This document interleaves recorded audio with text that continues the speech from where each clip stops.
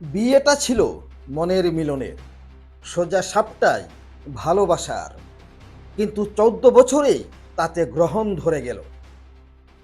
2 সন্তান ও স্বামীকে ফেলে রেখে পর পুরুষের সাথে উড়াল দিল মহিলা।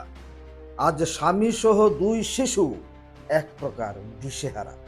থানায় মামলা ঠুকলেও আপাতত শূন্যের কোঠায়।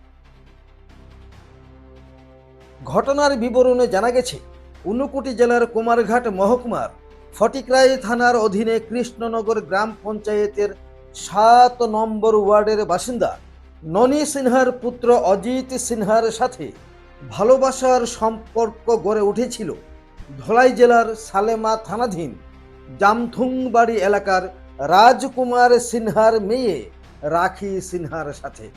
অতঃপর দুজনেই সুখের সংসারে পা বাড়ান। 14 বছর হল।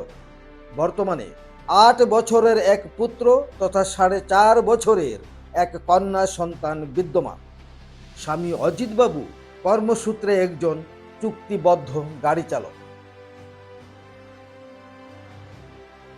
চলতি বছরের ফেব্রুয়ারি মাসের 18 তারিখ সকাল 11টার আগেই অজিতবাবু কর্মস্থলে চলে যান। তখন রাখি সিনহা ছেলের ঔষধ নিয়ে আসার বাহানা করে বাড়ি থেকে বেরিয়ে যান। দীর্ঘ সময় অতিবাহিত হলেও তিনি আর ফিরে আসেননি। শিশুদের কান্নাকাটি সহ্য করতে না পেরে অজিত সিনহার মা তাকে ফোন করেন। ছুটে আসেন অজিতবাবু নিজ ঘরে। স্ত্রীকে বারবার ফোন করলেও তার ফোনটি সুইচ অফ দেখাচ্ছিল। দিশেহারা অজিতবাবু তার আত্মীয় স্বজন সহ নিজ শ্বশুর বাড়িতে ফোন করেন, কিন্তু রাখি সিনহার কোনো খবরাখবর নেই।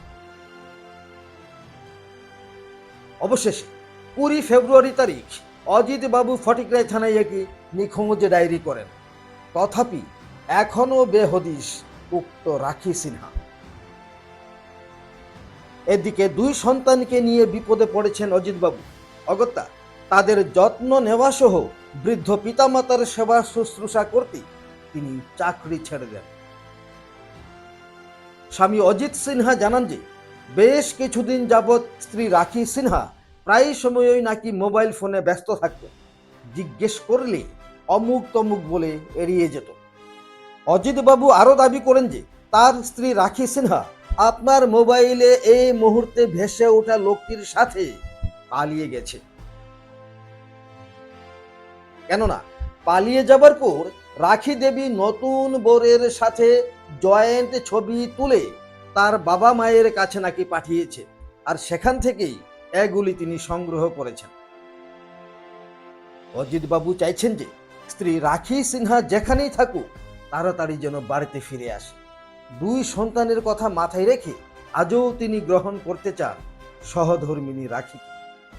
স্বামী অজিত সিনহার অনুরোধ মোতাবেক আপনারা কেউ যদি উক্ত রাখি সিনহা বা তার পাশে দেওয়া লোকটির কোনো সন্ধান পান, তাহলে নিকটবর্তী থানা কিংবা আপনার মোবাইলের পর্দায় এই মুহূর্তে ভেসে ওঠা ফোন নম্বরগুলিতে তথ্য দিতে পারেন, আর আপনার নাম পরিচয় সম্পূর্ণভাবে গোপন রাখা হবে।